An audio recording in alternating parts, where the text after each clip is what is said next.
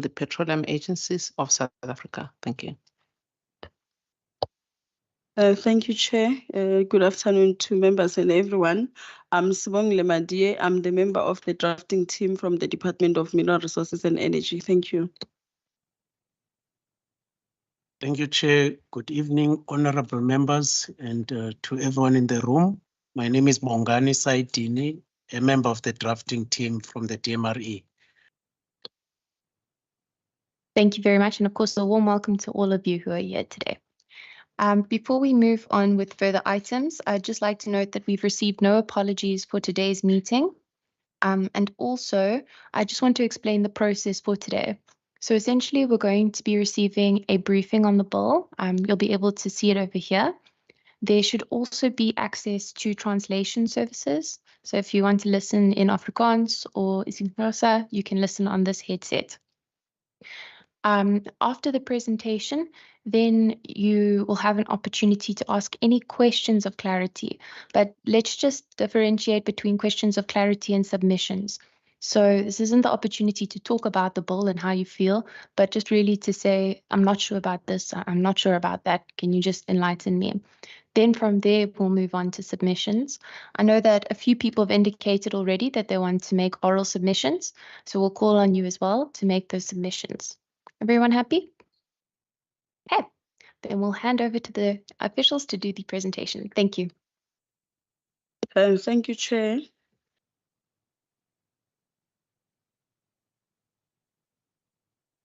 My name again is Sibongile Madie. I will take you through the presentation on the Upstream Petroleum Resources Development Bill. My presentation will cover a little bit of background, overview, the process that has been followed so far in terms of the bill, the objects of the bill, and then provisions of the bill, just to indicate, Chair, that on the provisions of the bill, I will not go through each and every provision of the bill. We will mostly touch on the salient provisions of the bill. Some of the provisions are mostly administrative, but we will touch on the key provisions of the bill.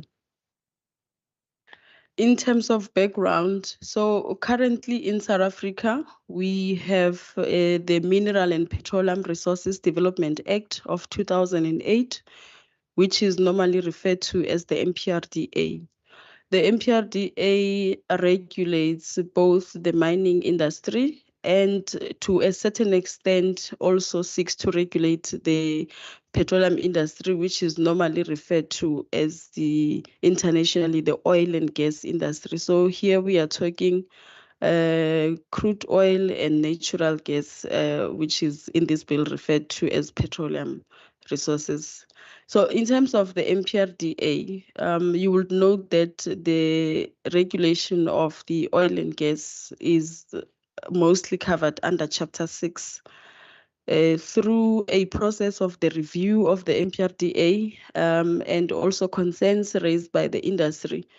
The department realized that the provisions of the MPRDA as they are today, they don't sufficiently address issues which are pertinent for the industry to develop or which will bring about the development of the oil and gas industry. Hence, the department started the process of developing the UPRD bill and separating the petroleum provisions from the mining provisions. In terms of the process, the drafting team started way back in 2018 with the research and benchmarking with other countries which are more developed in terms of oil and gas regulation, such as Norway, Canada. There were study tours which were conducted with your countries like Mozambique and Nigeria, so that we ensure that there is a study or research which is done to benchmark on how other countries deal with the regulation of oil and gas. We then started drafting the bill, which followed the normal government process in terms of getting the necessary approvals, consultation through the DG cluster, the ministerial cluster, and then there was cabinet approval to publish the bill for public comment, which was done in December 2019. And there were comments which were received. The drafting team retrieved and re-looked at the comments and reconsidered certain provisions of the bill, and followed again cabinet processes until the bill was eventually published. My apologies, was eventually tabled in Parliament. The bill has to date been through the National Assembly Committee, the Portfolio Committee on Mineral Resources and Energy. They deliberated, conducted public comment process, and it was then adopted by the National Assembly, and it is now within the NCOP committee under the Select Committee for Land Reform and Environment and Mineral Resources and Energy, which is currently being, the Provincial Committee is conducting public consultations on the bill. So this is the process where the bill is. After this process, the bill will go back to the NCOP Select Committee where it will be deliberated. Every province will submit its negotiating mandate, which will be deliberated and go back to the provinces and come back with their final mandates before it is sent back to the Portfolio Committee with or without amendments, and finally for adoption and enactment or assignment by the President. In terms of the objects of the bill, I will not go through all of them. There's quite a bit of objects of the bill. They include, amongst others, the bill recognizes the international accepted right of the state to exercise sovereignty over its mineral resources. What this means is that each and every state has a right to decide how they deal with the natural resources in their country. That does not mean that laws must not be in line with the Constitution and other laws. Of course, laws are developed in line with the Constitution, but it basically means that each and every state has a right to decide how to deal with its natural resources, including petroleum and oil and mining mineral resources. It also gives the states custodianship over the resources. What it means is that since the minerals or the petroleum resources of the country belong to all the people of the country, the state or through government will then be the custodian of those resources. In this case, the bill gives powers to the Minister of Mineral Resources and Energy to be the custodian of the petroleum resources on behalf of the people of South Africa. It also seeks to ensure that Black persons substantially and meaningfully participate into the petroleum industry. I will go into detail on this as I go through the provisions of the bill, but the bill seeks to ensure that it seeks to create an enabling environment for Black persons to be able to participate in the industry. So when I go to the provisions of the bill, I will not necessarily be indicating clauses, but I will just speak to the bill. So clause 3, as I've indicated, that the bill gives them the custodianship of the petroleum resources or the regulation of the petroleum resources, which is oil and gas. It gives that custodianship to the minister on behalf of the state and the people of South Africa. The Act also provides provides that the regulation of the oil and gas will not be done by the minister directly. However, there are certain responsibilities which are designated to the Petroleum Agency of South Africa. This is necessary as we were conducting benchmarking studies for the regulator to be independent somehow from the department. So the Petroleum Agency of South Africa will be accepting or receiving applications for oil and gas, assessing those applications and making recommendations to the minister.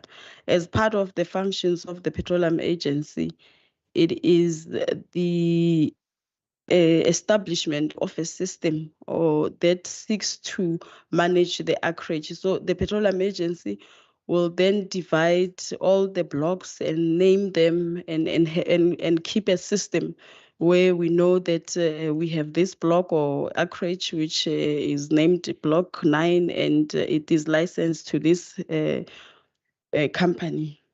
And then we have, since the minister designates some of the responsibilities to the Petroleum Agency, then the bill provides for the functions of the Petroleum Agency, which amongst others includes the processing of applications and making recommendations. And the Petroleum Agency will also be receiving applications for environmental authorizations and making recommendations to the minister. So the Petroleum Agency will not necessarily be making final decisions per se. They will simply process applications and make recommendations to the minister and also monitor and enforce compliance with the provisions of the law. In terms of the MPRDA, which I initially referred to the mining law, I would refer it to the mining law in my presentation. There is a first come, first serve principle. Applications are applied for. Any person who identifies a block and they believe that there might be resources there, then they apply for that right, for that application, the permit or the right, and the Petroleum Agency has to process that application. For as long as they comply with the basic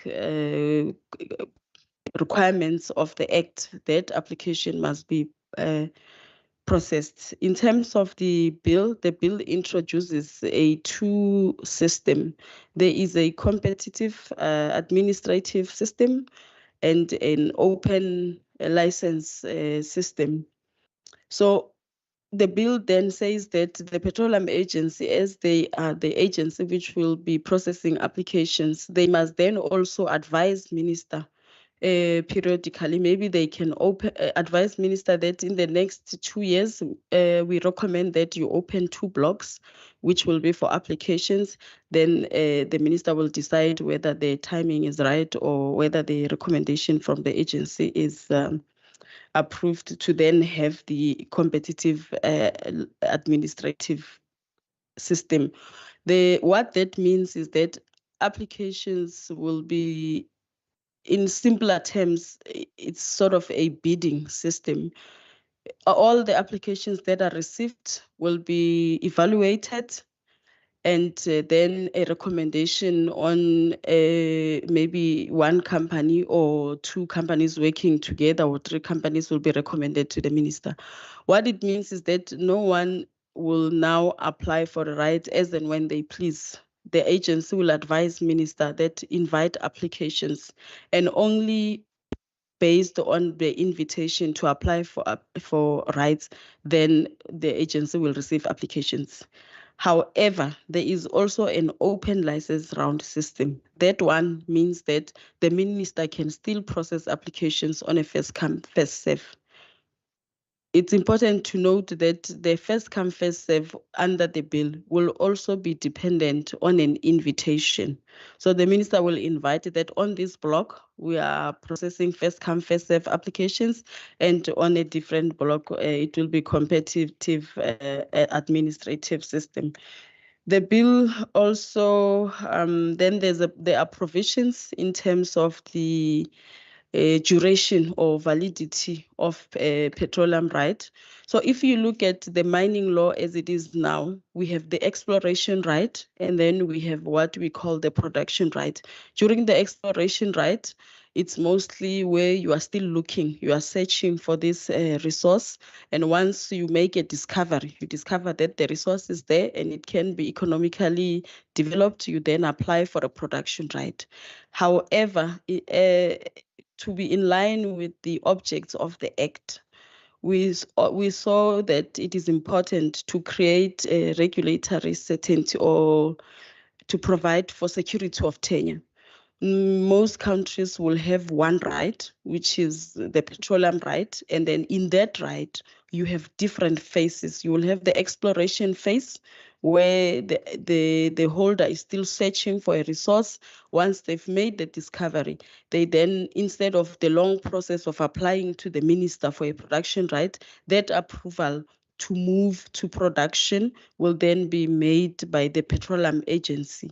So we have one right, which gives security of tenure. So when you apply for a petroleum right, you are guaranteed that for as long as you comply with the provisions of the laws in South Africa and you make a discovery, you have your petroleum right, which can be granted for initial period of 30 years, and it is renewable 10 years for further 10 year each period, until such time the resource is depleted or it is no longer economically viable to process or to produce that resource.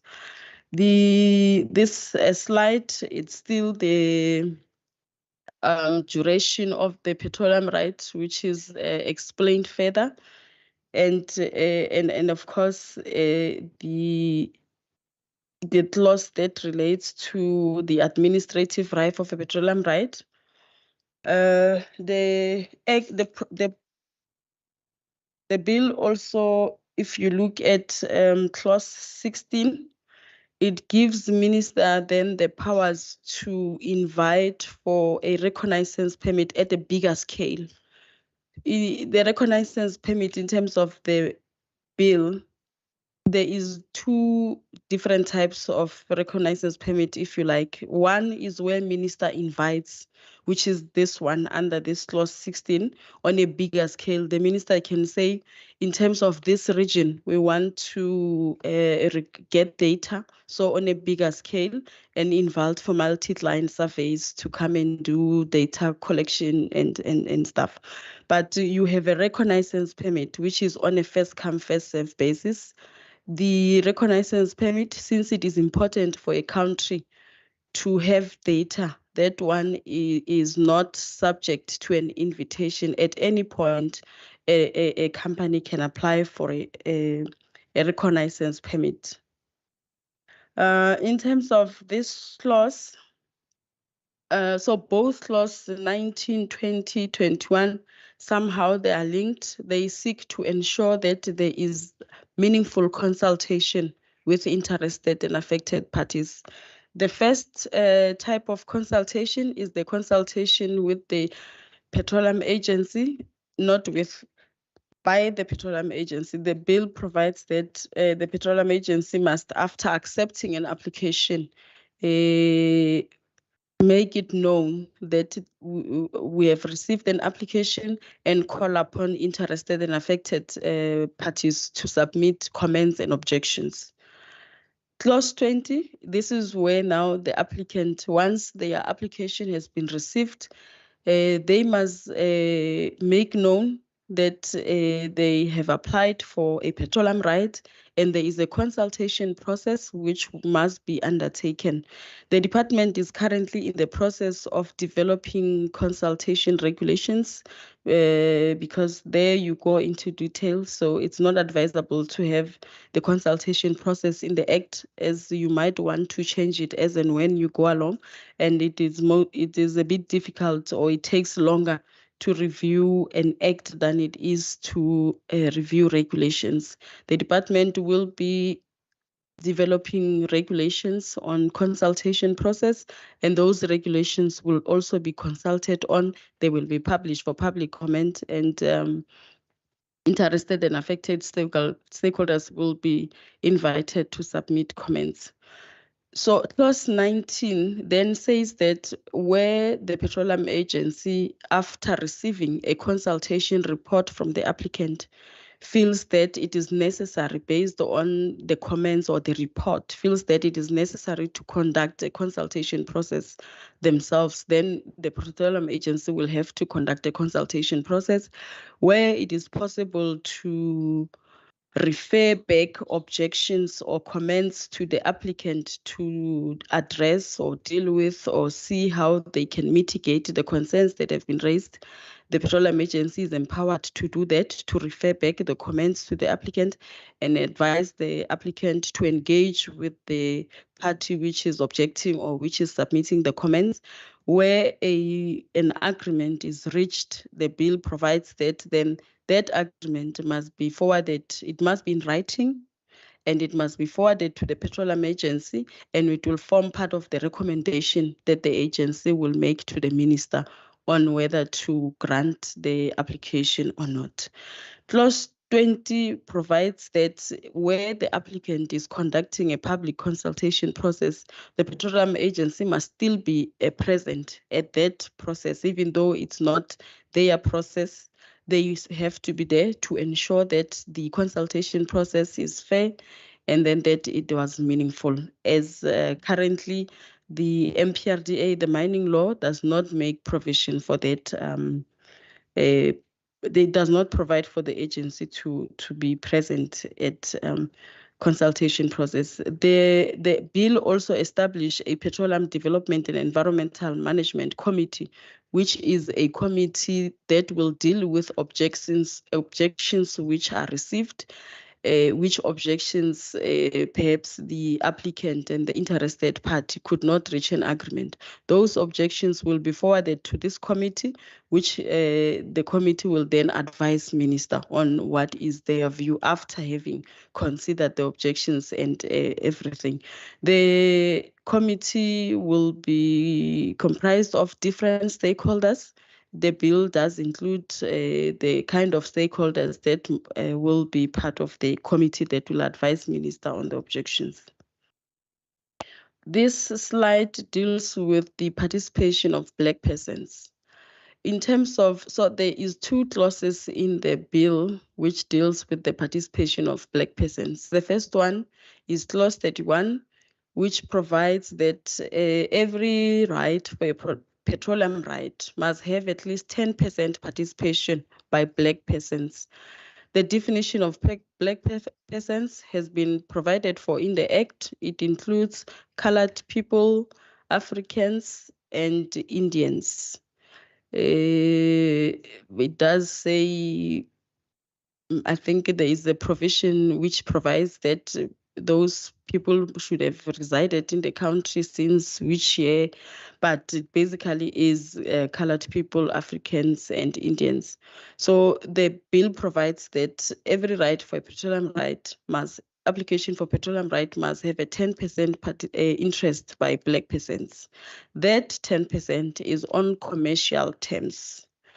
Where the Black persons, since the industry is capital intensive, where they need to raise funds to be able to further participate, they are allowed in terms of the bill to dilute their 10% shareholding up to 5%.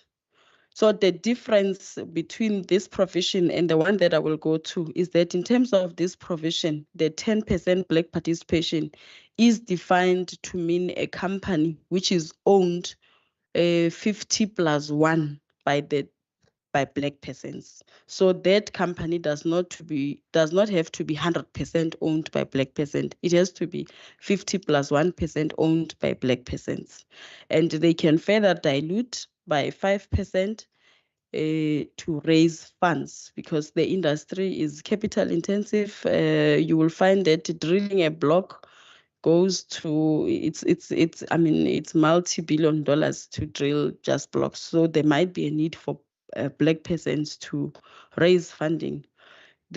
So since it is so capital intensive to enter the industry, sometimes we have companies which struggle to get Black persons participation since this 10% is based on commercial terms.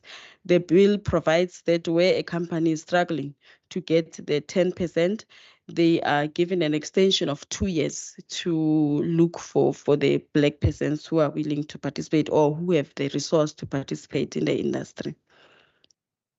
So the other Black persons participation is covered under clause 32. In terms of clause 32, it says that the minister may reserve blocks for Black persons. Now, in terms of this clause, the Black persons' participation, which is reserved here, the Black people who will take this block must be, the company must be 100% owned by Black persons, unlike the 10%, which must be 50+1 owned by Black persons. Here, it must be 100% owned by Black persons. These will be mostly the blocks where the Petroleum Agency feel that, for example, there is enough data which can attract investment, so the Black persons can be reserved those blocks to enable them or to create an environment where they can also enter into the industry. And as they progress with the right, they are empowered to dilute up to no less than 30%. So at the end of the day, 30% must still be owned by Black persons of the block. So we believe that this provision is intended to ensure or to create that environment for Black persons to enter the industry, since the industry is capital intensive. The bill also makes provision for state participation. In terms of the bill, the state has a right for 20% carried interests in every petroleum right from exploration stage until production.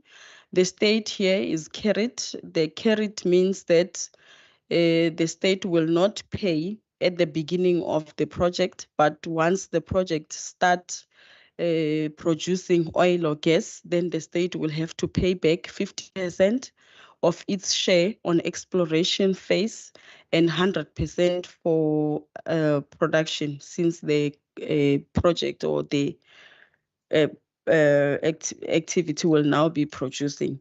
So the state will be carried from the onset for 20%, and later on the state will pay back, or the holder will be entitled to recover the percentages as indicated in the bill. So the modalities for the recovery, they are not provided in the bill. They will be part of the regulations and also part of the agreement, which will be entered into between the state and the company, the international company. The Act, I think from the next couple of clauses are mostly on the regulation of the petroleum right. And this one, it says that in terms of clause 64, so in order to ensure that, because one of the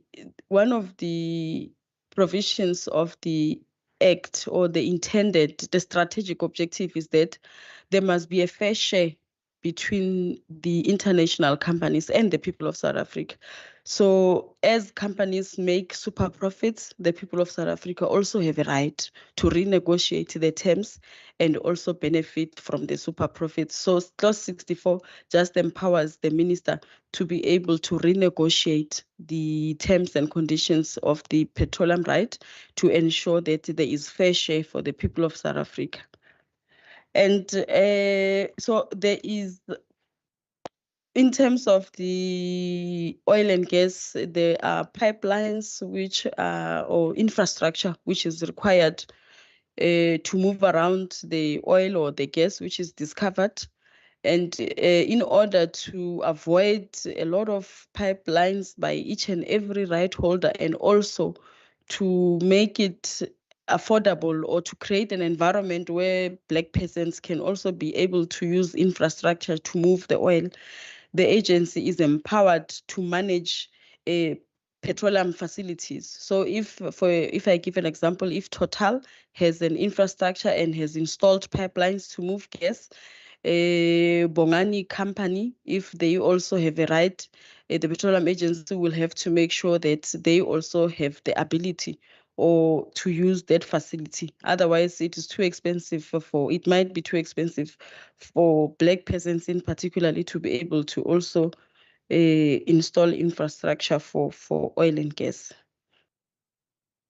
The bill also provides that sometimes if a right is granted on Block B, and there is another right on Block A, you will find that the resource on Block A also moves to somehow to Block B. So there must be an agreement between the holders of Block B and Block A in order to work together and ensure that the resource is optimally developed, and that so the Petroleum Agency must ensure that agreement is in place. Sometimes you will find that South Africa shares the border with Namibia. You might find that the resource in South Africa extends to the Namibian block.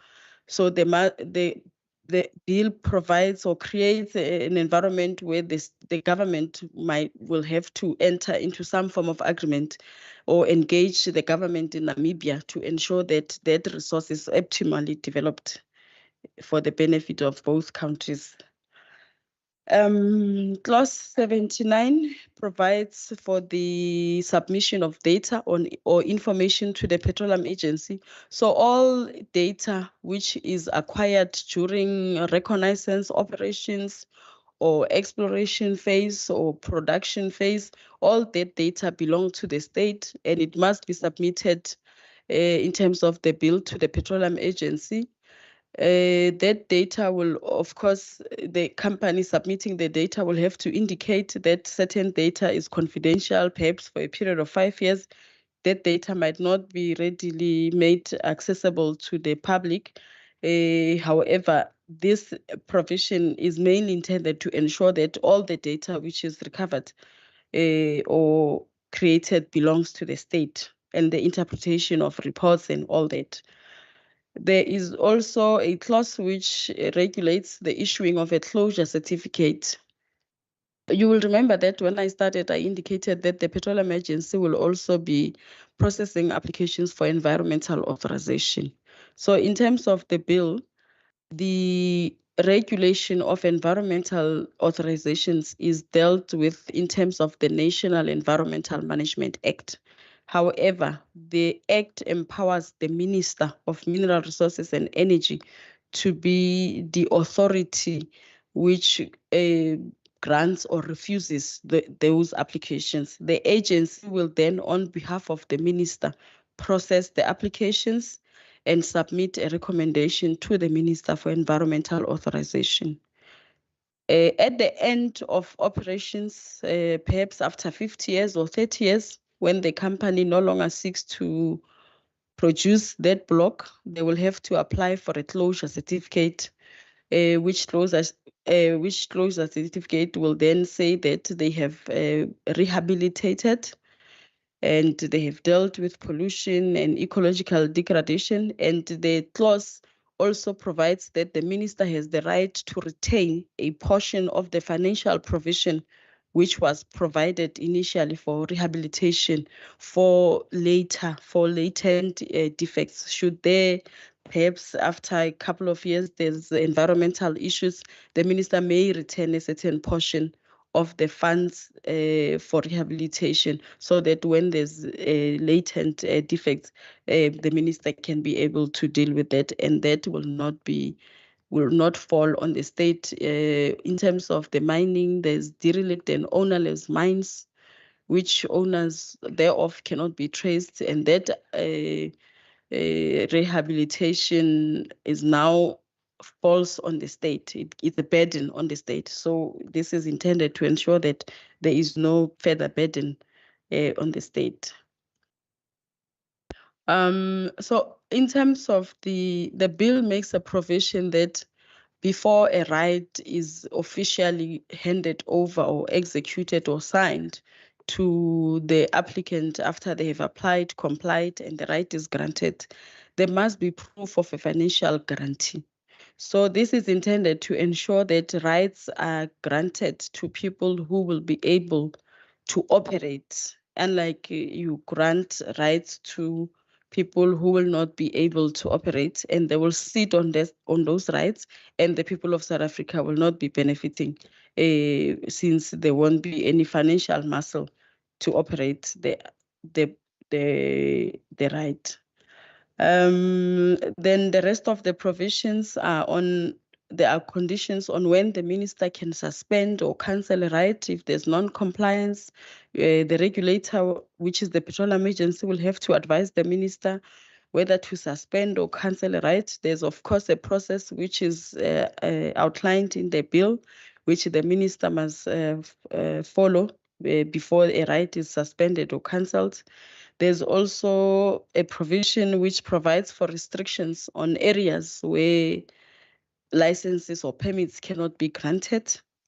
And there's also a provision which empowers the Petroleum Agency to advise the minister when an operator is not optimally developing that block. So if they can produce 50%, they decide to produce 20%, the agency can advise the minister to say that that operator is not optimally developing, and there can be steps that are taken against the operator. Then there is a provision which deals with transitional or pending applications. So in order to provide for security, I mean, everybody who invests in a country, they would like to have their investment secured.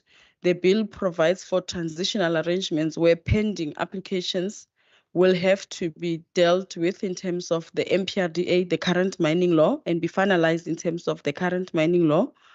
And the existing application rights and permits will also be protected. And there is a transitional period which is provided for the existing rights to be able to transition into the new act. They will not necessarily immediately, as soon as the act come into effect, transition into the act. And at the end, Chair, we would like to thank the community and appeal to the committee that we believe that the finalization of this bill is critical for the development of the oil and gas, which will contribute to the economic development of this country. Thank you, Chair. Thank you very much, Ms. Mali. I really appreciate it. So to our guests here today, this now brings us to an opportunity to ask any questions. After that, we'll make oral submissions. So please raise your hand. I see one. We'll take questions in rounds of 3. I see 2. Is there a third hand? 3. Okay. So we'll start with you then the lady next to you, and then you, sir. If you can just start by saying your name, and then if you're representing an organization or where you're from, and then proceed with your question. After that, we'll take our next round of questions. All right, in that order. And please use your mic as well. Hi, good evening, ladies and gentlemen. My name is Fernando Williams.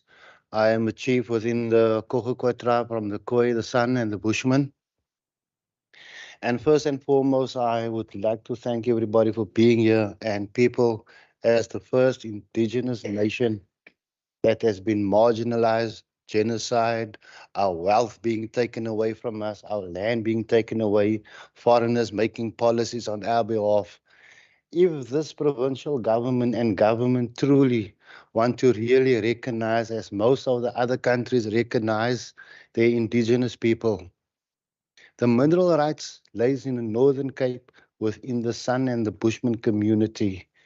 Our people of the area have been forcefully removed, and mining is going on regardless of what the indigenous people have to say.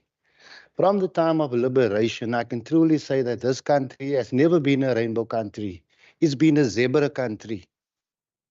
Completely a zebra country. As is stated here, black, 51%.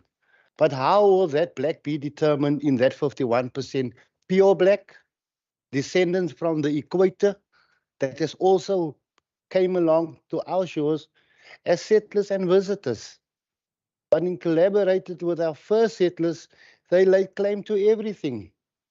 We got a place just around the corner here called Hottentotshuisie. We're not getting a peanut out of it. Our history is not being told, not even the castle of Cape of Good Hope. Look what Amazon has done to the Khoi. They have built their monopoly on our ancestral spiritual land. But we have the protection and the implementation of the Voortrekker Monument. We have our Battle of Blood River that every South African has been dominated and brainwashed into it. But nobody's talking about the Battle of Francisco de Almeida on the 1st of March, 15-something year at Woodstock Salt River Beach. We killed the Portuguese, but our history is not being told. We are looking at the Boerland. The Boerland is rich in history, but our tourists must go to wine farms, but they don't want to tell our history. And people would like to know the indigenous side of our story. So if this portfolio, this committee wants to go forward, it should include the indigenous people of the area, and they must be adhered to them. As an indigenous person putting up a small shack because he's got a wife and a little child now, security company comes along and shoots himself dead. Nothing happens in the paper. Nothing happens in our justice system. So we really, truly do not have any form, how can I say, of trustworthiness in Mr. Alan Windley, within this DA that has marginalized us, that has even voted along with the ANC for BEE. It is to enslave us. It's another form of economically genociding the Khoi out of the area. They do not have any form of monopoly anymore. They are decimated.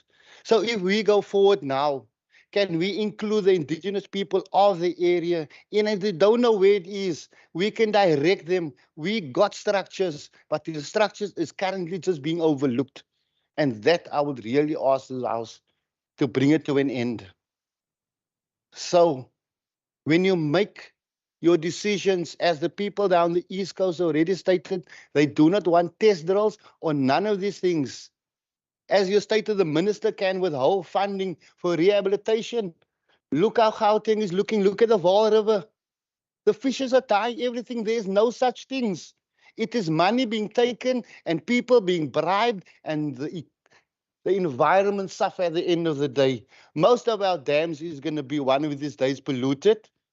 Where is the environmental affairs when it comes to our rivers? Where is the mines that is dumping that toxic waste into the rivers? Where's the green scorpions?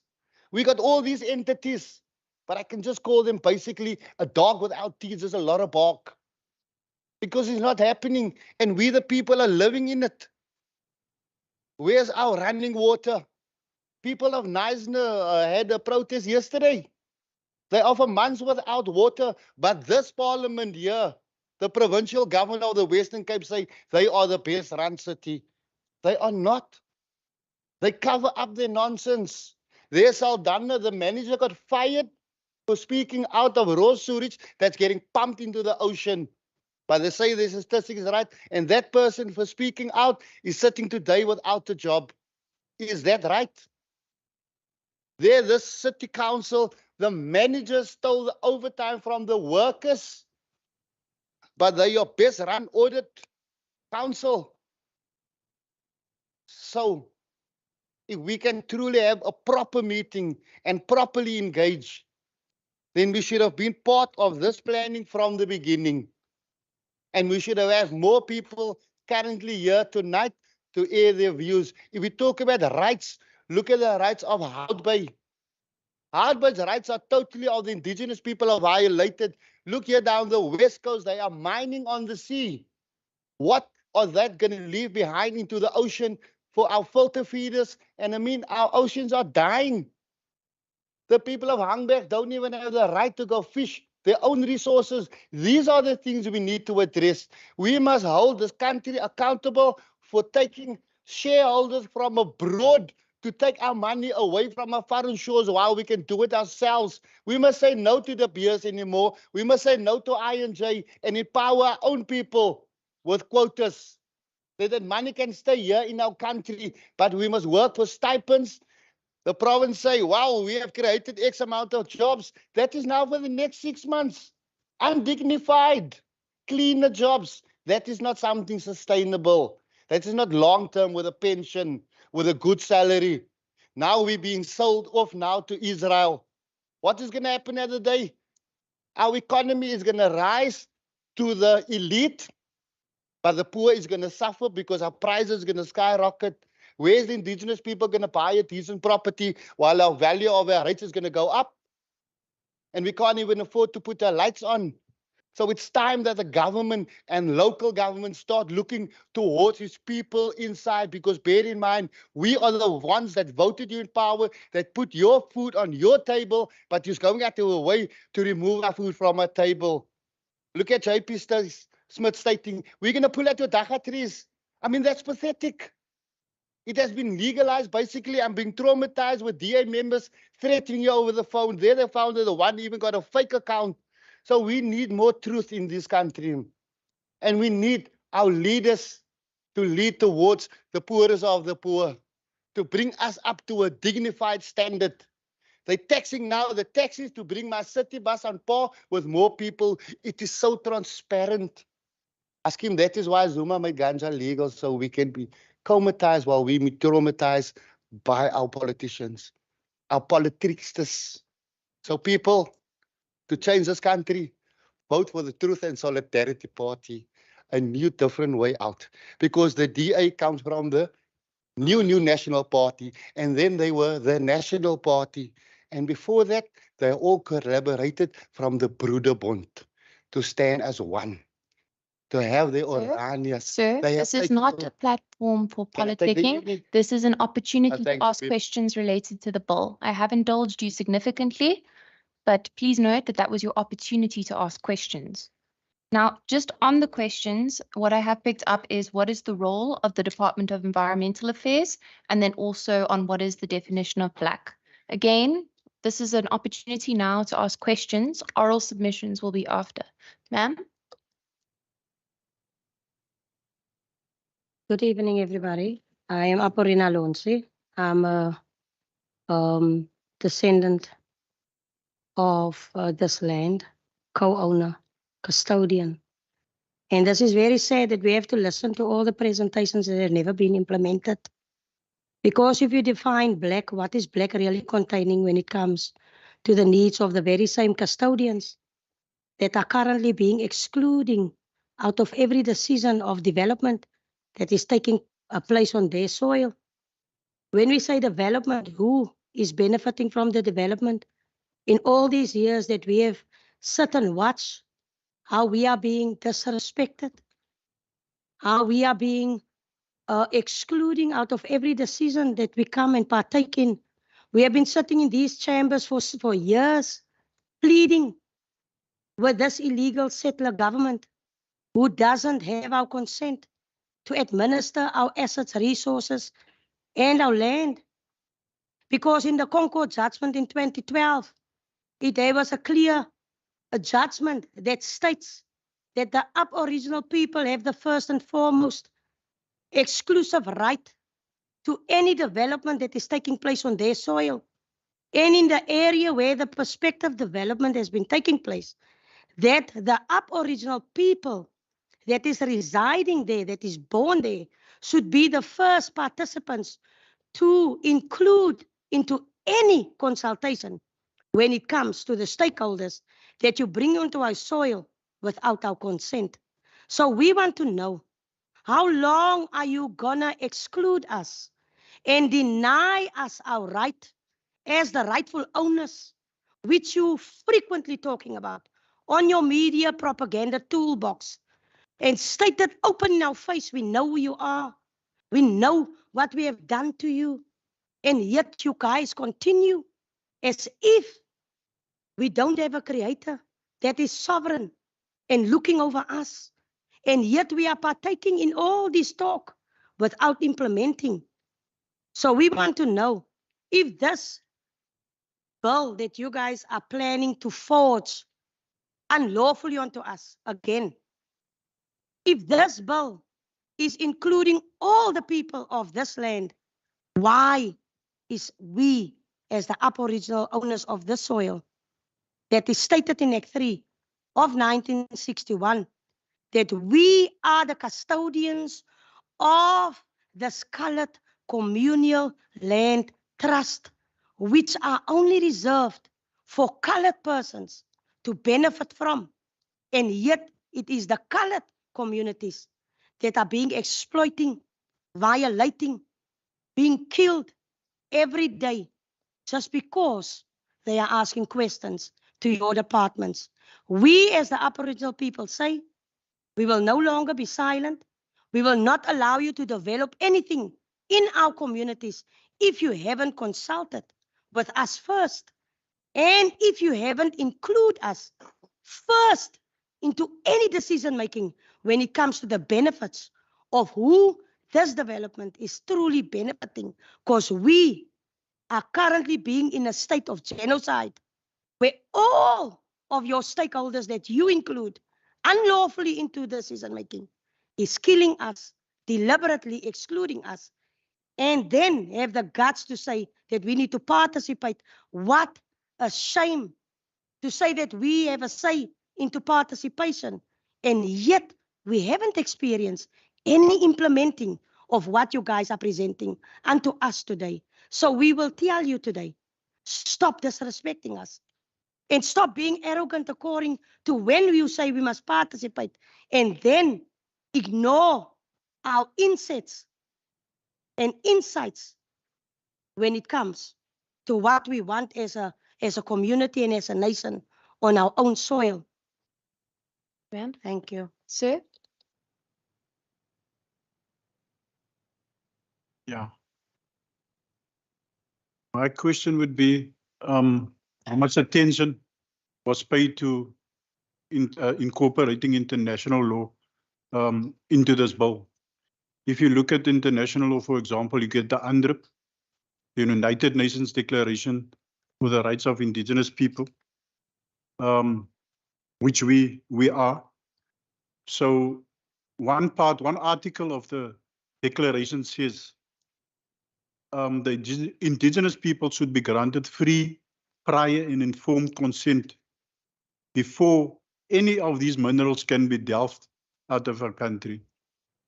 Currently, if you look at what's happening in Gaza, it's the same thing. And I'm addressing and I'm bringing this to each and every culture in South Africa's attention. The race for our mineral resources is for 2030, where they want to electrify all electric cars. And most of the minerals, 68% of these minerals come out of our country. And if you look at it like all other minerals, our sea and fisheries, all the best part goes to the outside world. We get the rotten apples, we get the rotten lemons, and the West and the colonists get all the benefits from our resources. So I want to guard, don't take this bill, the whole of South Africa's cultures, don't take it lightly, scrutinize it, pay attention to it. And like I'm saying, there's international law that helps indigenous people to have a say over their resources. There's like I said, the UNDRIP, there's the international labor law that gives us that. So it's not what these colonialists keep on telling us, because we're going to get delved at the end of the short stick. Like I'm saying, our resource, the best of our resources is going to go to outside countries. And if you look at, for example, if you look at England, they're a cold country. Most of our petroleum and stuff is going to go to them. So guard against it, people. I think in the Karoo, there was gas deposits found. I think for it's the second in the world because deposits. Now the race is on for that gas, which our people, our next generation, they should have the benefit of it. And I thank you for that. I'm just asking that question. How much attention has been paid to that international law? Thank you very much, sir. All right, we'll hand over those questions to the department, and then after that, we'll have another round of questions if there are any further questions.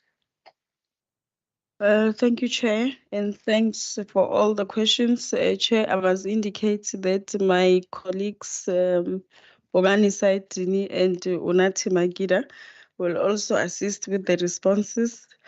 Chair, I believe that the comment or the submission on the definition of Black person, it is a submission to the committee to consider issues relating to the Aboriginals or the indigenous people. The definition of Black persons, as indicated, it includes colored people and Black Africans and Indians. There was a question on how the Black person will be determined. I don't think the department, the agency and the department, we don't really determine who is the Black person. The international company, we have no say on who is the Black person that participates. It's the international company and the Black person company that they find that will participate on the 10% participation. All what the law requires is that there must be a 10% participation by Black persons. It does not say that the 10% must be made up of, for example, 10% African or 6% Indians. No, it can be 100% Africans, it can be 100% colored people. So the bill does not go into those details. Chair, in as far as environmental issues are concerned, the NEMA, the National Environmental Management Act, provides that the minister responsible for environmental issues will develop or provide for legislation and policies which seeks to ensure that there is a protection of the environment. And the Minister of Mineral Resources and Energy will then implement those laws. However, where there is an appeal, if the community is of the view that there is no regard to pollution or there's environmental degradation which falls outside the ambit of the law, the community can raise those concerns, or where they believe that during the application process, the environmental authorization or the scoping reports which are being proposed do not sufficiently address environmental concerns. The community or any interested and affected party has the opportunity to appeal to the Minister of Environmental Affairs, not the Minister of Mineral Resources, but the Minister of Environmental Affairs. And the Environmental Affairs Department will then play its role to consider whether environmental issues are sufficiently contained. And Chair, I need to indicate that we did, as the department, consider the rights of communities which will be directly affected by operations. Hence, there is a provision for consultation with those directly affected and stakeholders, and the Petroleum Agency will have to be part of that consultation process to oversee that the consultation process is meaningful. And the bill, there is a clause also in the bill that provides that where the community or the interested and affected party will suffer any loss, that party must bring it to the attention of the Petroleum Agency that they will suffer damage or loss due to the application or the right being granted. And there is a process provided in the Act where there can be arbitration for compensation, or there can be engagements between the interested and affected parties on engagements on compensation where there is loss or damage which is going to be suffered. So I believe that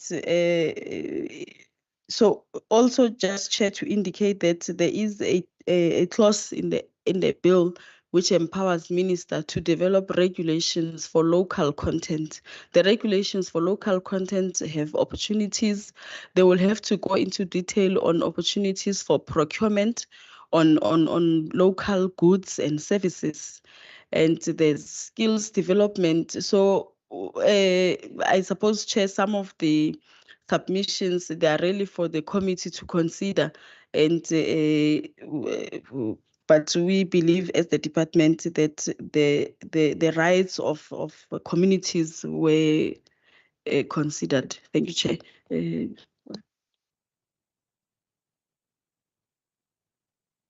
Thank you very much. All right, we'll have another opportunity now for any questions. Before I hand over to you, just one moment, sir. I just would like to allow the official to complete this up. Thank you, Chair. Just to acknowledge two things. I think one of the beauties about our constitution is the freedom of speech. And I think we should recognize that, hence we are all around the table today. I just want to acknowledge the caution from the last gentleman that spoke, that said we need to actually just pay attention to the international labor law and just make sure that on the regulations that come forth, as we go granular with this aspirant piece of legislation, we are able to make sure that the rights of indigenous people are protected, or also are safeguarded as well. So we just want to recognize that as part of the feedback that we will be taking from this house. Thank you. Thank you very much. Thank Right, you. sir, just one moment. I'd firstly like to recognize you, then yourself, sir. And is there a third question? At the back. All right, so we'll start with you. Thank you. I think the last speaker answered my question. The question would have been to you, but that lady has answered it specifically to the First Nation people, that free and prior consent. But she has answered my question. So thanks.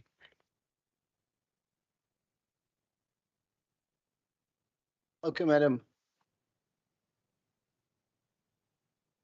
We really appreciate everything that's going on, but there needs to be a proper, clear definition in that bill. Who is black? If they say black and we're going to go into the Northern Cape, which is currently happening in mines, where the people from the area is unemployed, and foreigners and other people are surrounding other areas. We mean no disrespect. We are not being racist, but you cannot allow the one race to run away. You can't say that, well, in apartheid day, you were advanced. We weren't so advanced, and even advantage given to us. We were just so oppressed. We also fought for the struggle, like your Ashley Kriels, your Anton Franz, your Colin Williams. We lost it. And now we have to sit back, and whenever it suits any party in government, then they're going to say we are black. Now, if we are also black, then why does BEE only favor a certain skin color, to put it that way?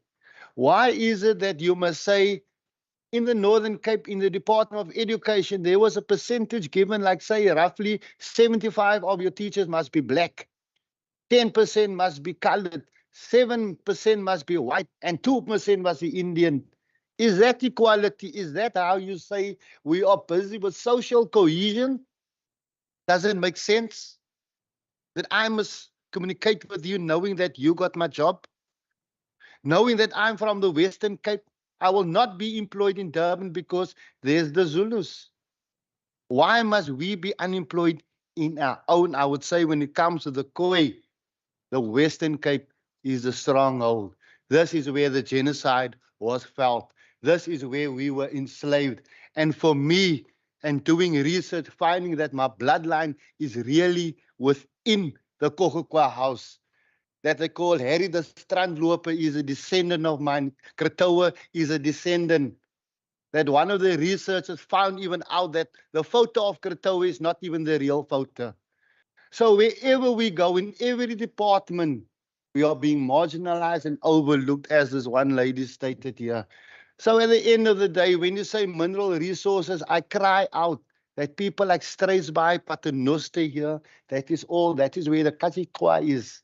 That is our tribes. We got tribes out here, recognized tribes, that is being overlooked. Those people must be in charge of getting quotas for fishing. The people in Hangberg, the fishing industry get closed because I&J, Macro, all these big companies, that is the people that we need to eliminate out of our country.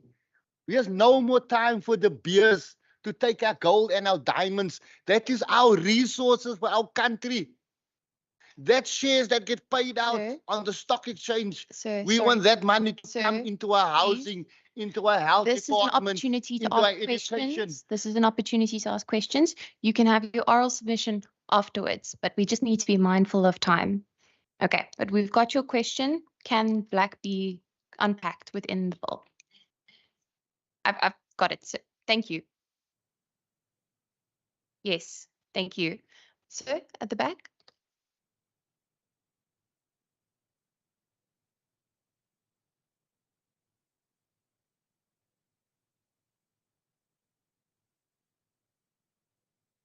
Good evening, everyone. When I'm going to speak now, I'm speaking from a. My name is Jason Maguda. I'm speaking from the platform of a concerned father, and then also a father that has gone through a great struggle to get into higher education.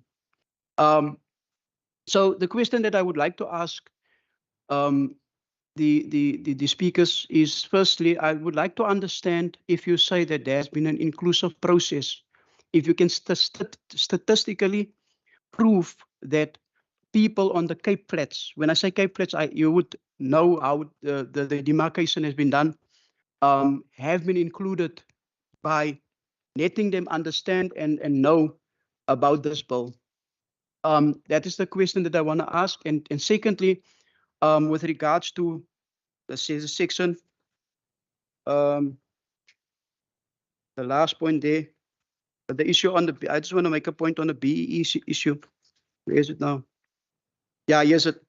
Terms and conditions, BEE, SLP, and work programs. So when we were asked to do business with government, we are being asked to do business with government by the following procedures. You have to register your business. You must be BEE compliant. You must register on the CSD. You must do a nine registrations before you are legally compliant in order to do business with government. Then you get an MMA number, which is, okay, right, that is your number, which when you get paid out, you will do that. So I just want to put it forth. The question that is following my train of thought is this, is that 113 companies that I personally registered. I personally registered the companies, assisted Aboriginal First Nation people to get business with government via the procedures of government. Not one of those companies have received any tender through these processes. So now what happened in the process of the pandemic? We were unable to get all those companies legally compliant because you had to do everything online. The First Nation Aboriginal people have not been recognized in these processes because all the offices was closed. And you know what happened?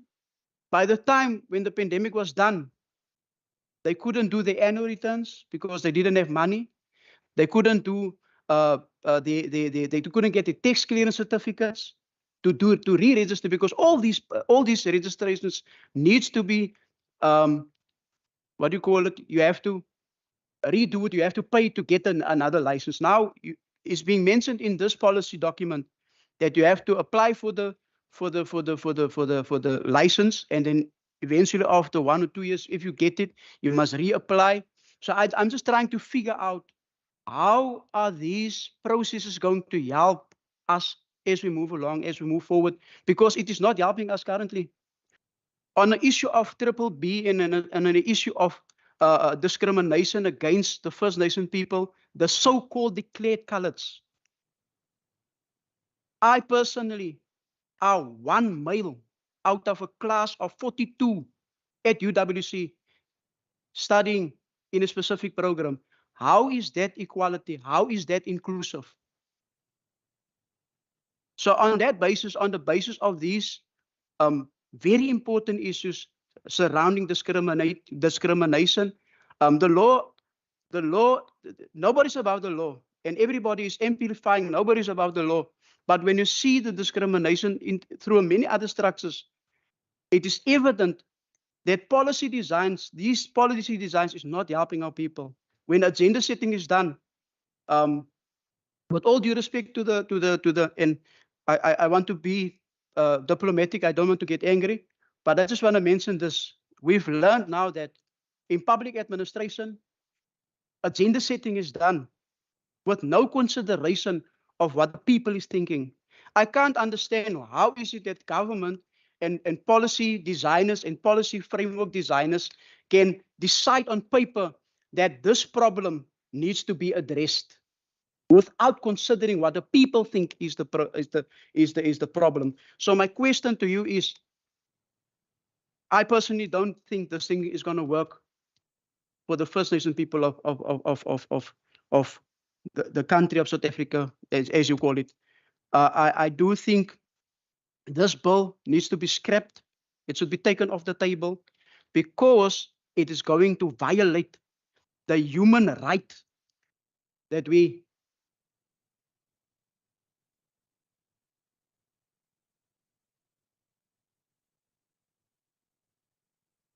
Yes.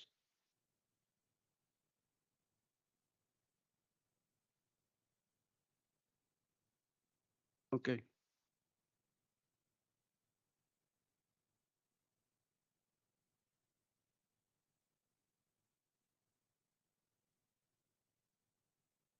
Thank you, Chair. I think maybe just to clarify one thing in relation to the questions, is it the race question? The question around blacks, who is black in terms of the 10% participation by blacks, as well as blocks that are reserved for black people. Broadly, this bill does not prevent anyone from applying for a petroleum right. So meaning first and foremost, any nation is free to apply for a petroleum right, even at the 100% level. So meaning the special provisions to ensure that there's at the least 10% black participation, there's at the least some blocks that are reserved for blacks, does not mean that blacks could not, for example, apply fully for a petroleum right. So meaning the indigenous peoples, Aboriginal peoples, First Nations could organize themselves at any point in terms of this bill and apply for rights across any area in the country at 100% level. If you can demonstrate that you will be able to explore, so you will have access to funding to explore for oil and gas or petroleum, develop it and produce it, you can even have 100% ownership of that petroleum, that acreage, that right, that block. So first and foremost, this bill provides for that. But then this bill says recognizing that to explore for oil and gas is very capital intensive. My colleague here, I think, has mentioned billions. So if you look at drilling one borehole or one hole, just searching for oil and gas, you could easily pay 2 billion rands. That is why most of the rights, especially offshore, are then held by big companies, Shell, Total, and so on. It's because those companies can afford to invest 10 billion just in the search for oil and gas. Then they need to put in another 10 billion or more to develop that oil and gas so that it flows and can flow to a market. So meaning if any nation in terms of the South African racial groupings, First Nations and so on, can actually organize themselves, put money together and apply for a right and hold that right 100%. And all of that oil and gas then belongs to you as that grouping that has organized themselves and have come up with that money. You could also, for you to be able to access funding, you can also apply for a right, and then you invite those companies that you wish to work with. For example, you go to Shell, Total, and you say, we will give you 50% of the right, and you must put in so much money in terms of this development, but then you will only remain with 50%, so you can negotiate even such.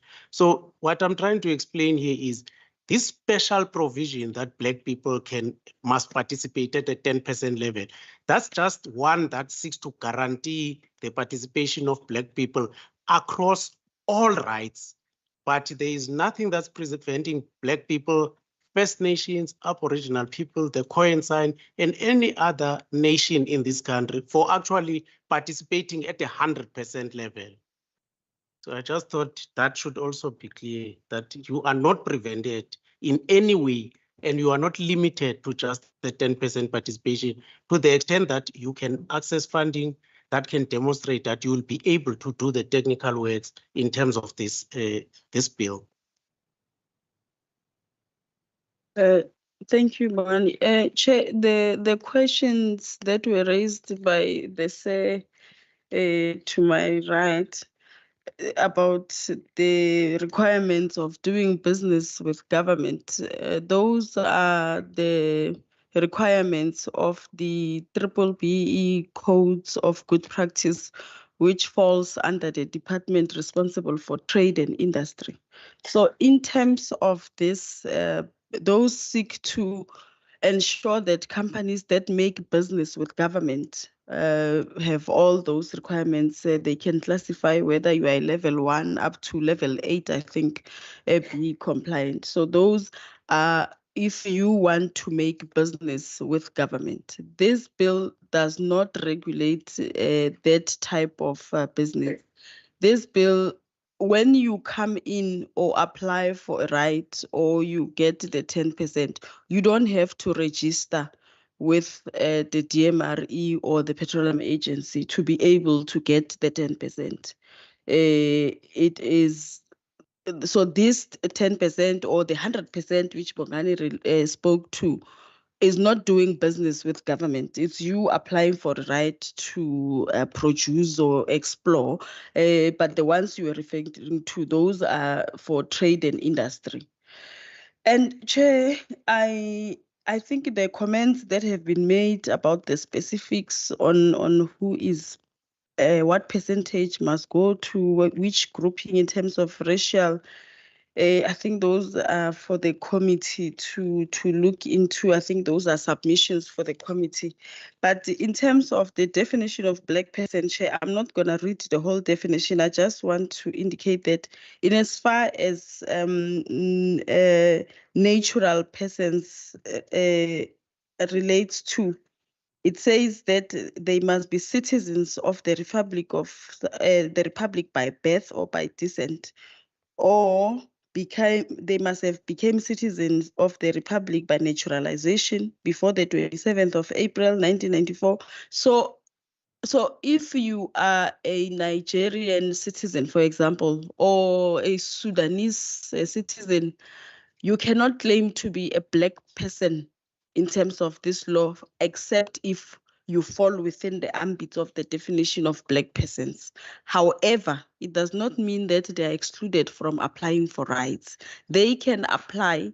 However, they will still be required. So if there is a company which is 100% owned by Nigerian citizens, they will still be required to give effect to employment opportunities in terms of the regulations that will be developed, and including the 10% which is required for Black persons participation. So they will not, if you don't fall within the ambit of this definition, you are not considered a Black person for purposes of this act. Thank you, Chair. Thank you very much. I see there's another hand. We'll take a final round of questions now so that we can move on to oral submissions. So unless you want to make an oral submission, then we can move straight on to that. Okay. There's a question there. There's a question there. Is there? One second, sir. One second, sir. I just want to check how many. Sir, one moment. Sorry. You have one question there. We have one question here. Is there a third question? And then over to you. All right, sir. Over to you. Okay, if I got it correct, you can get 10% share, stakeholders, whatever, 100%. So if we go to a foreign country as the Khoi, the indigenous people, and apply and get funding, can we then basically have 100% control over the product that we, or mineral that we are currently exploiting from a certain area, if I got it correct? Questions, ma'am? Thank you. My name is Dimakato Sfatsa. I'm from the Center for Environmental Rights.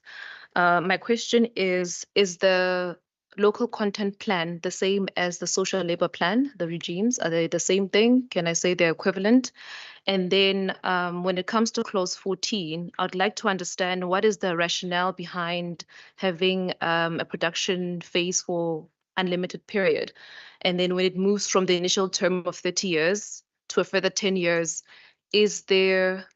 why did the department not have interested and affected people participate when it moves or when it goes through those terms? So why is there an opportunity for consultation? Thank you. Thank you. And sir, last question. My question is this. The two speakers have made mention again about, and I'm not sure what the issue is with the repetition of what black is and the black economic what. The thing that I want to understand is that when I look at myself in the mirror, I'm brown. You know, when I'm asked to do business with government, or even when I'm going to do the form, when I fill in the form, I must write there colored. I must write colored. So I think the strategy by which these things are being done is still to exclude us. Because if you put there colored, the person that administrates the paper can still decide if you can get it or not. The issue is not a matter of getting 10% or not. I am not black. I was declared colored. According to the Act of 3 of 1961, Colored Persons Communal Reserve Trust, 30 Cape Colony. I was declared colored. My mother and my father, my great-grandfather was declared colored. So I am not black. So for me to be included into the Anglo-Roman Dutch law system by which these policies are being designed, I must uphold my colored status. I must uphold my colored status. If I say I'm not colored, I'm being denied of anything. So I can't be included in a definition. I'm not sure. I would like the chair, the House, must please give me some information as to how they got to the definition that says that black and colored and whoever is black. I don't understand, because if I take any color, if I mix it, if I take yellow, green and blue, it gets green. I don't understand that. I need to understand, how do we get to the conclusion that if I sit next to you, ma'am, me and you, there's a difference. It's a clear-cut distinction. It's not the issue of race. It is an issue of identity. Thank you, sir. So that concludes the questions. We'll now hand over to DMRE, to Pasa, sorry, to go through the responses, and then from there we can move on to oral submissions. I guess the question is, if as indigenous peoples, the Khoi, the San, we organize ourselves, we apply for a right at the 100% level, we are able to work the right, meaning we explore for oil and gas, we discover oil and gas. Does that oil and gas belong to us 100%, and can we do with it as we wish, meaning sell to whomever would like to sell to? The answer is yes. That becomes your property fully. You will be paying, like any other entity, tax, royalties, and so on to the state, but 100% of all the proceeds from production of your oil and gas will belong to the First Nation or to the Khoi San, or that grouping that would have grouped themselves and obtain that right. So we go find stakeholders in another country. We are granting the department an opportunity to respond to the questions. Please don't interject. Okay, then there was a question on a petroleum right has a 9-year has a 9-year exploration period, right? So duration, and then which moves on upon discovery to a 30-year production period, which production period can be extended by a further 10 years. So I think the question, if we got it right, is so because that additional or the extended 10 years, the terms could change. So why does the bill not provide for consultation in terms of, I guess, those terms that would then be that could be changing at that point, because those terms would then come with either the minister or the petroleum agents. I think that's the question, right? So so part of those terms, of course, those terms will be, I think, the regulations that will be developed following the enactment of this bill will give guidance in terms of what those terms could be, but part of those terms could be a need for further public participation. For example, I think in Nigeria, when production has taken place in a particular area for a prolonged period, say for the 30-year period, there's been instances where that area or those fields are now deemed to be marginal fields, meaning these are fields that are no longer big enough for big business. And then the rules at some point where these fields, local people should be considered to take up ownership of these fields, of course, at terms that will be acceptable to the current owners as well as so at acceptable terms. So that provision could be there in the regulations, but it's not something that's far-fetched to say there could be further consultation of local people at a point where there's been prolonged production and this production period needs to be renewed. Thank you very much. So we'll now move on to our oral submissions. There are 3 individuals who've indicated before time that they would like to make their oral submission. So I'll call on them, and if you can please provide your submission afterwards. The first is Mr. Bo van der Ames. Okay, I don't believe Mr. Ames is present today. Then Ms. Dimikatso Sefatsane. Sorry for butchering your name. Please go ahead. Okay, thank you. So I'll introduce myself again. So my name is Dimakato Sfata. I'm an attorney at the Center for Environmental Rights, and I appear before you on behalf of the Life After Coal campaign to bring to your attention and consideration the concerns that we have with the bill. Life After Coal is a campaign by EarthLife Africa, Groundwork, and the Center for Environmental Rights. It aims to discourage the expansion of fossil fuels, reduce emissions from existing infrastructure, and enable a just transition away from fossil fuels. As Life After Coal, we assert that the bill should be revised significantly to address the numerous flaws, many of which are fundamental and render the bill fatally flawed. We oppose this bill because it ignores the climate emergency. It conflicts with the One Environmental System. There are no mechanisms to facilitate local economic development, particularly for local communities who will bear the brunt of environmental impacts and displaced alternative economies. It also contravenes South Africa's administrative justice requirements. I'm going to focus on 4 key concerns which I've mentioned, but there are many more. But for the purposes of my submission today, I'll focus only on these ones. So concern 1, the bill ignores the climate emergency. The bill's imperative is to accelerate the exploration of oil and gas. Section 2J expressly states that the objects of this act are to accelerate exploration and production and maximize the economic recovery of petroleum for the benefit of the people of South Africa.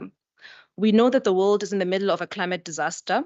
The impacts of climate change are more severe in sub-Saharan Africa, and the region is projected to warm at twice the global average levels.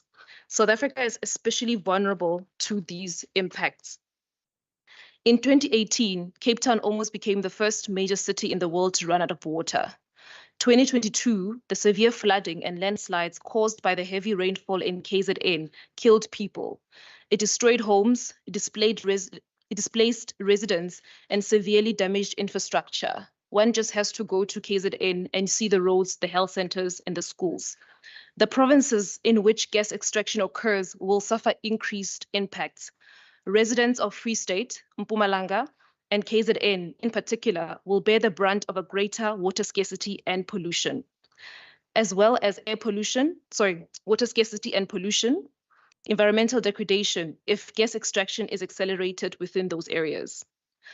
Our second concern is that the bill conflicts with the One Environmental System.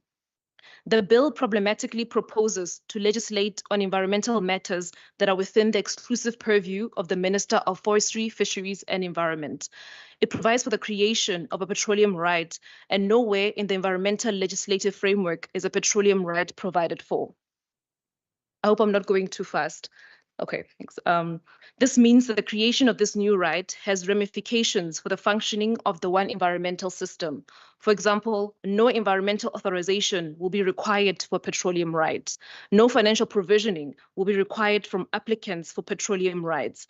Consequently, it's our submission the conflict between the bill and the One Environmental System is fatal to the bill and renders it reviewable upon its enactment.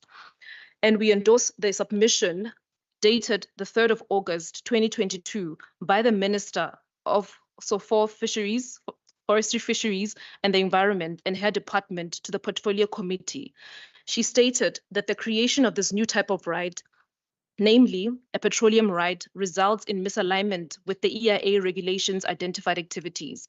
The petroleum right is not identified as an activity in terms of Section 24(2) of NEMA.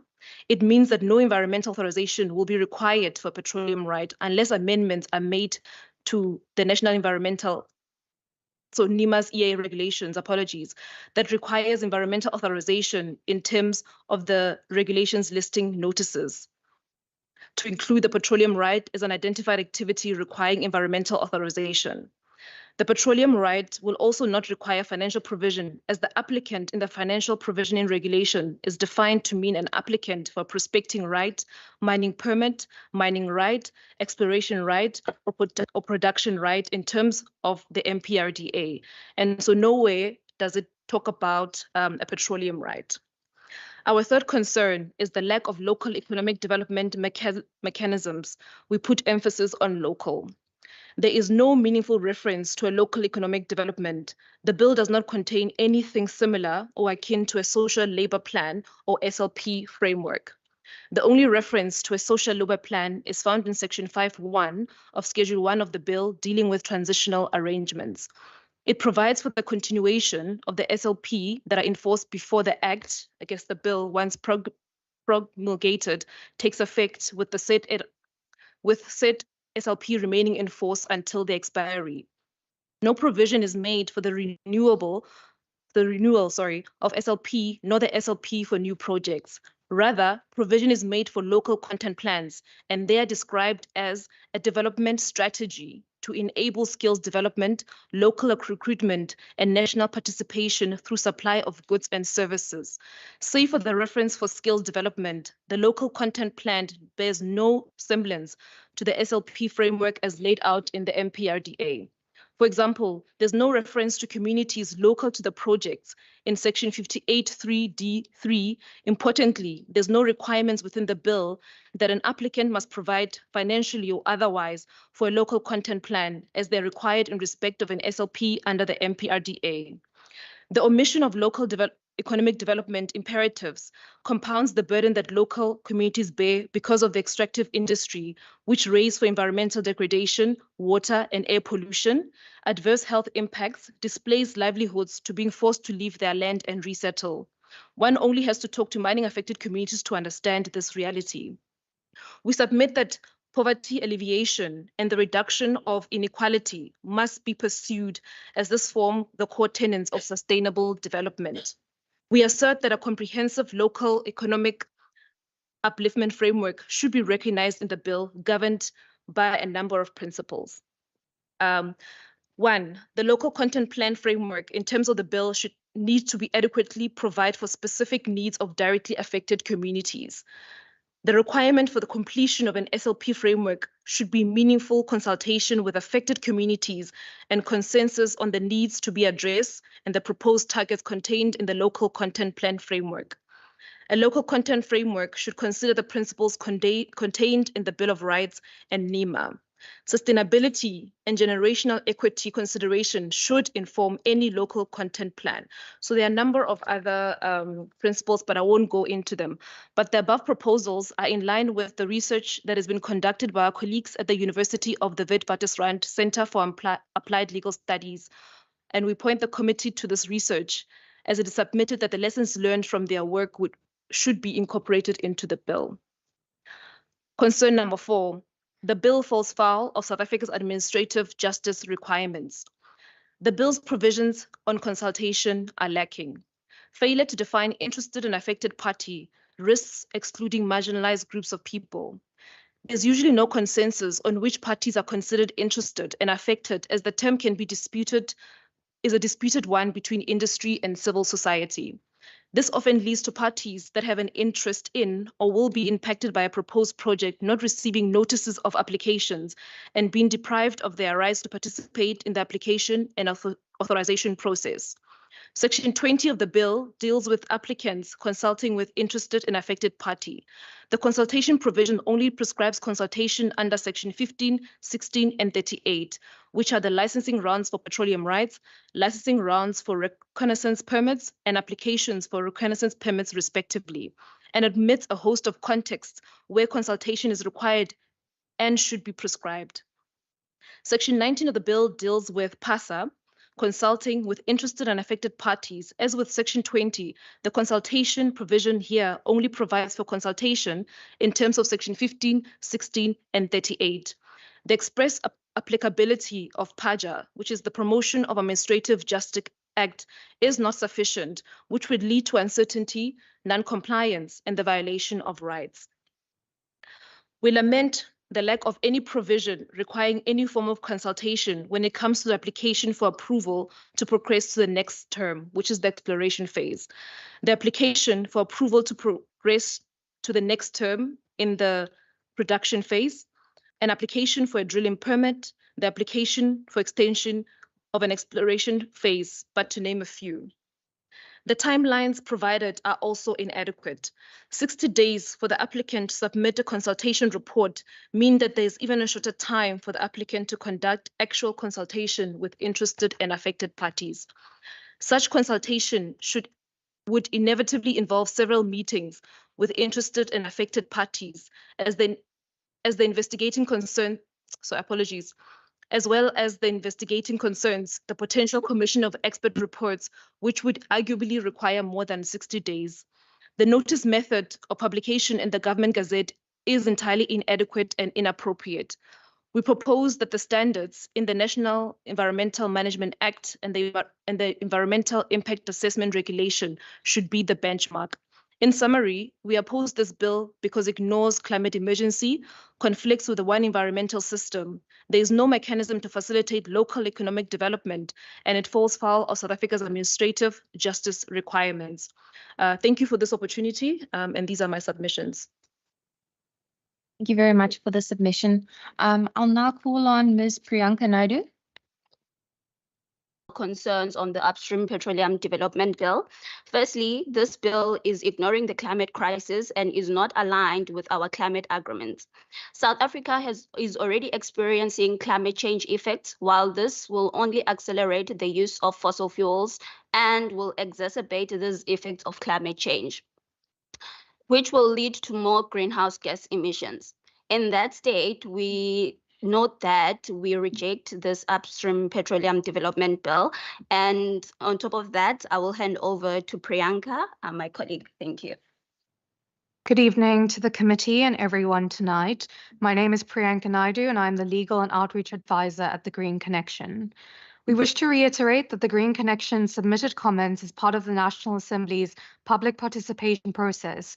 However, disappointingly, these comments were not taken into account as the bill was passed in its current form and is now before the NCOP.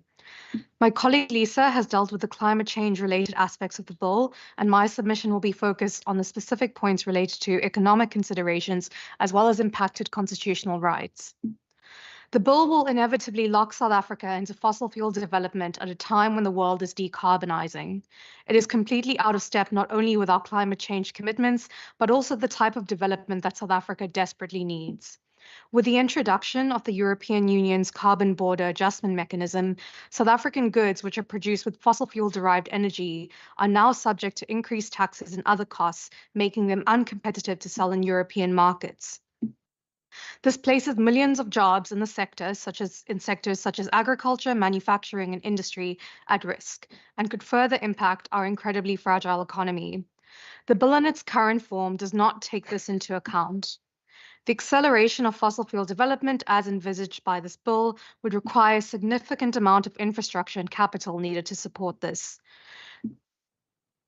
There is increasing financial pressure both locally and internationally to divest from fossil fuel infrastructure, making oil and gas investments incredibly risky. This has been referred to by many economists and is contained in our submission as a stranded asset argument. This argument is important for South Africa as we have immense potential for alternatives such as solar, wind, and battery storage. We do not need to pump public money into gas infrastructure that will end up being stranded assets in the next decade and then require more money for decommissioning and rehabilitation. The bill has significant implications for an array of constitutional rights in addition to the climate change arguments. The right to a healthy environment, as well as related rights to food, water, life, and dignity, as well as the rights of children, are impacted. We have gone into detail about these rights in our submission, and we encourage the committee to please consider them.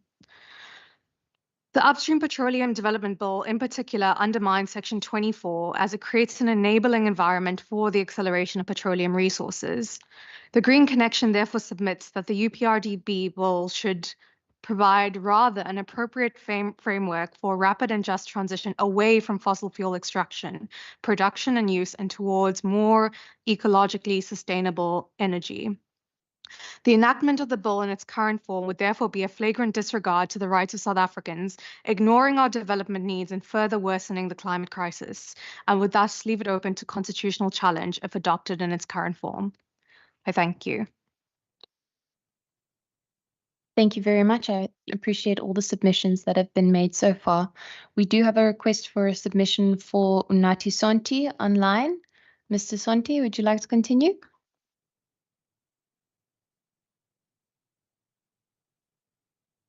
I just want to check once. There we go.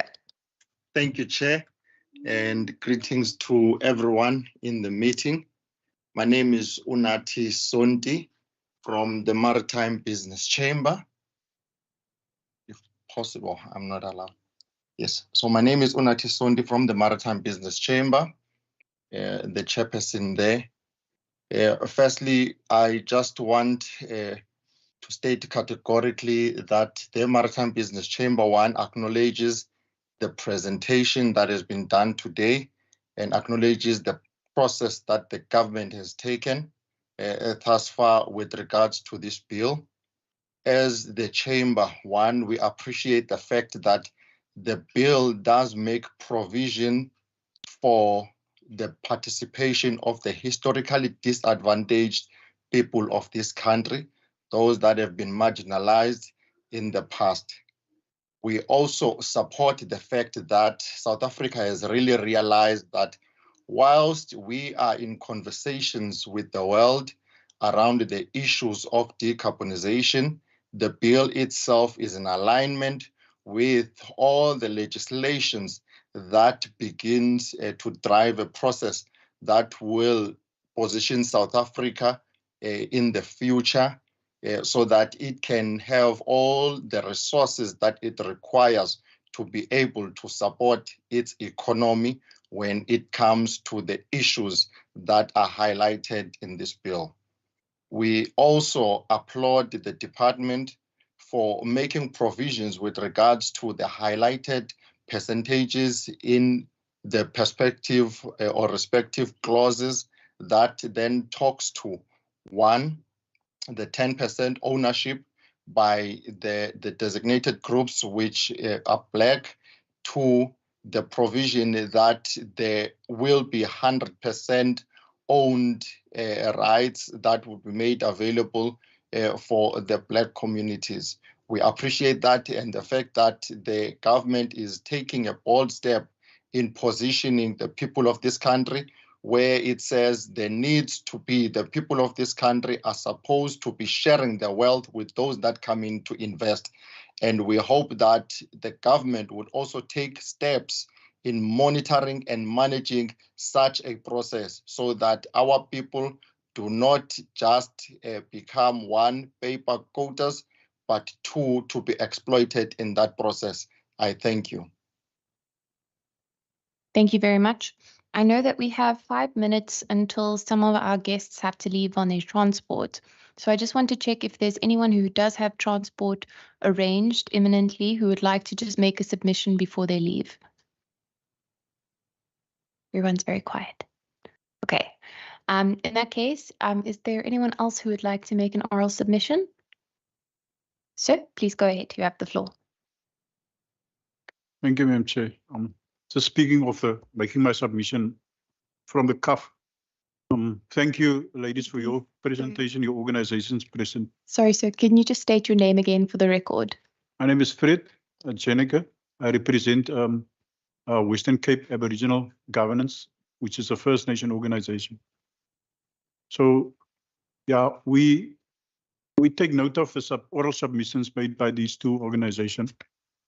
And what I'd like to say from our first indigenous people point of view is, we've seen that everything that's in the bill, it doesn't play out in reality.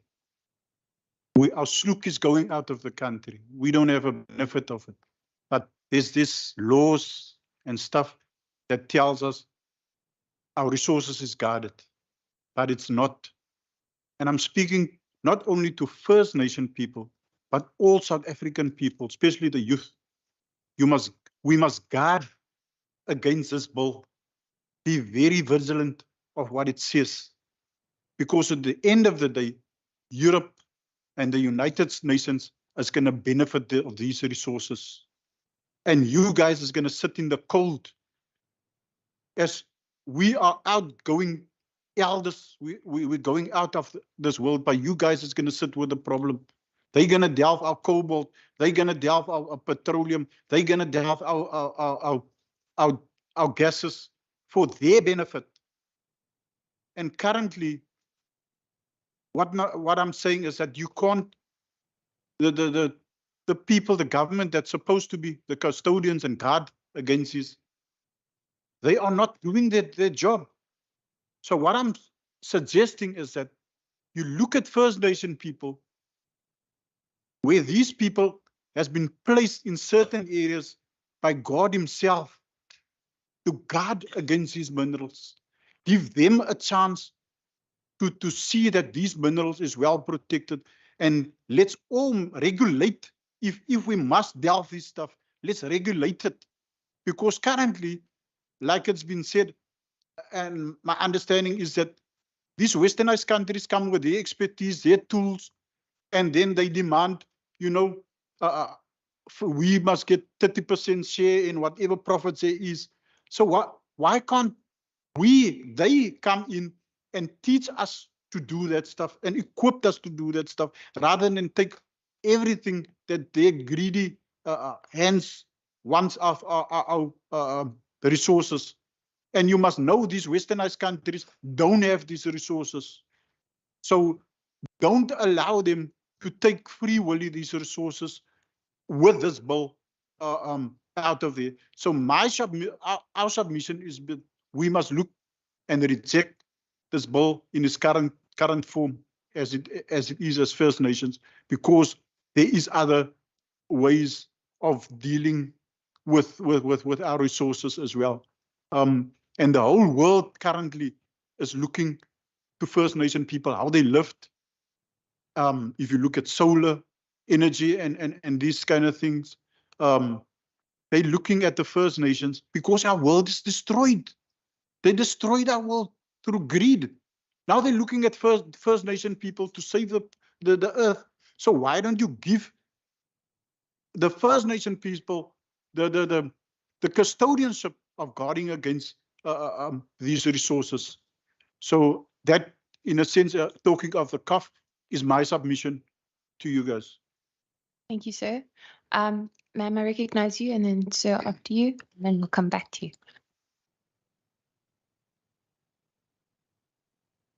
Ma'am, good evening, ladies and gentlemen. With all due respect to the House of... Just state your name and what you... Sorry, my apologies. I'm Desiree Janica, an activist on the rights of our indigenous peoples of South Africa. With all respect to the House of what is being discussed in the House, I cannot be part of it because we as the indigenous people of South Africa has been trying to work with government, I would have to say since forever. And government has not come to the party for anything that we have put on the table. So I would just like to make the House aware of why I'm saying that, because the genocide that is being done to our indigenous people in our own country is worse than apartheid was. For example, the schools in Mitchell's Plain, I would just like everybody to make their calculations. There is 47 primary schools in Mitchell's Plain and 18 high schools. Now, if you make your calculations, there's 29 high schools that is not there, which means that the systems in our country has been designed to work our people either to have to go to jail or to have to go on drugs. And that is how they are genociding our people. And we are not part of parliament. So I am not here to, and with all due respect to, especially to these two young ladies that put their stuff on the table of what our resources and our energy, I would just like to say that we have got no choice after everything that we have done, trying to work with government as a First Nation people of South Africa, the indigenous people. We do not have a choice but to work our way to govern ourselves and to self-determine our own futures, because that is where the systems of our government has forced us to be today. So like Mr. Janica was saying here, the First Nation people, the indigenous people of this country are the only people that can bring back the true meaning of the beautiful country that we had once upon a time. We are the only people that can do that. And I'm not here to ask for anything on behalf of the indigenous people. I'm here to make a statement to say that we, as the indigenous people of South Africa, is going to take our rights according to the UNDRIP, which is the United Nations Declaration on the Rights of our Indigenous Peoples. We are taking our rights in our country, and we are going to see that our people get the rights that they deserve so much in our country. So we are not here to ask for anything. We are saying that we are here to take our rights, our rightful place in our country. Thank you very much. Sir? Once again, people, if we're going to leave here now, as I've clearly stated, we are being marginalized. Furthermore, our people are crying out there. The social media is covered with it, how we are being marginalized.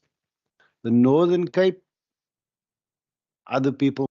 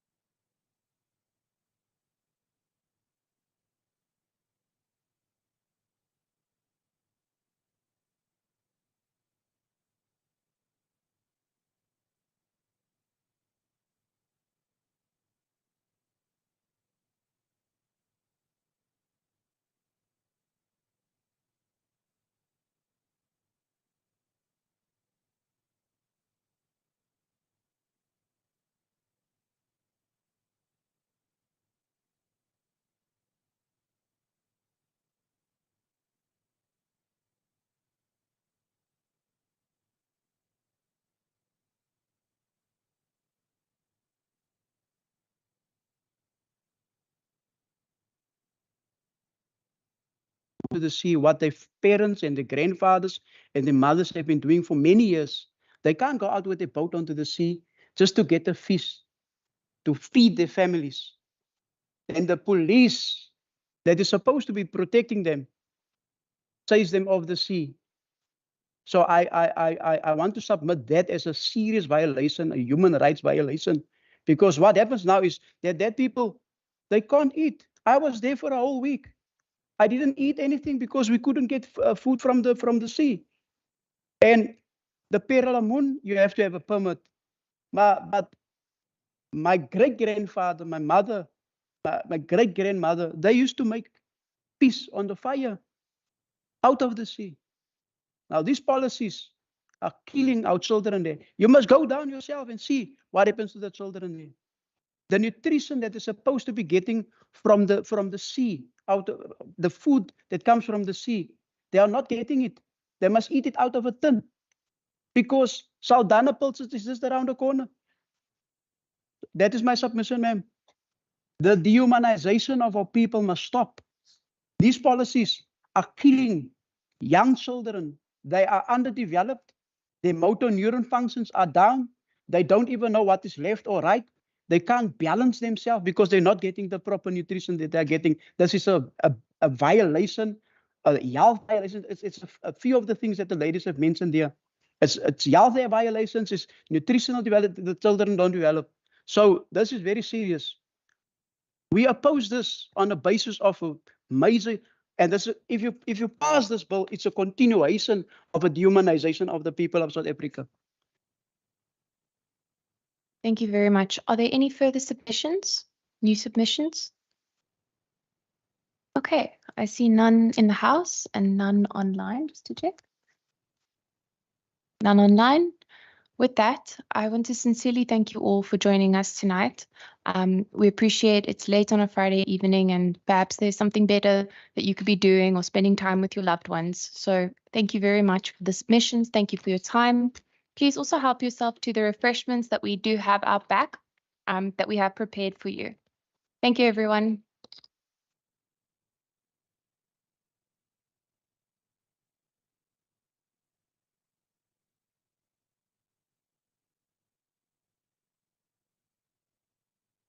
Okay, well done.